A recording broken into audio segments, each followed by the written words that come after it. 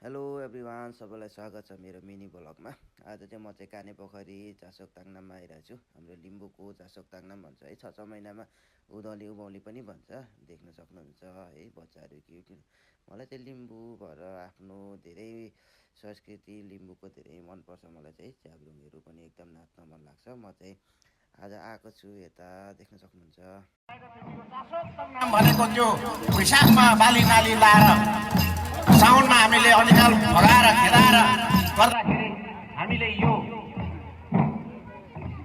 आफ्नो पाकेको बाली नालीहरू चाहिँ भित्र्याउने चोख्याउने चढाएर त्यही प्रकृतिलाई भागेर हामीले पकायौँ हामीले चढाएर चढाउँदैछौँ है, ल खाँदैछौँ है भनेर त्यो खुसियाले अलिकति कालो थोरै बढी पछिल्लो चरणमा लोकतान्त्रिक गणतन्त्र सबै आएपछि यो हाम्रो अग्रजहरूले 2046 सालमा किराँत्याङ चुम्लुङ भनेर दर्ता गर्न सफल भयो।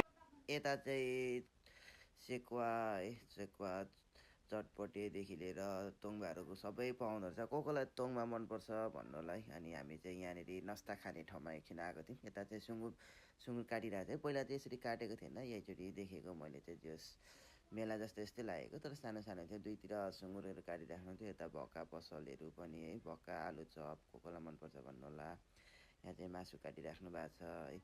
जस पहिलाभन्दा चाहिँ अलिकति रमाइलो लाग्यो भनौँ न। यहाँ चाहिँ हामी पूजा गर्ने ठाउँ हो। यहाँनिर चाहिँ सबैजनाको मकै धानहरू भेला पारेर अलिअलि ल्याएर चढाउँछौँ। यहाँनिर चाहिँ फेदाङमाहरू गरेर सबैजना चढाउनुहुन्छ। अनि यहाँ चाहिँ मुनि देख्न सक्नुहुन्छ, हामी चाहिँ माथि डाँडादेखि हो। यहाँनिर अब च्याब्रुङ नाचिराख्नु भएको छ, हामी चाहिँ हेरिरहेको थियौँ है।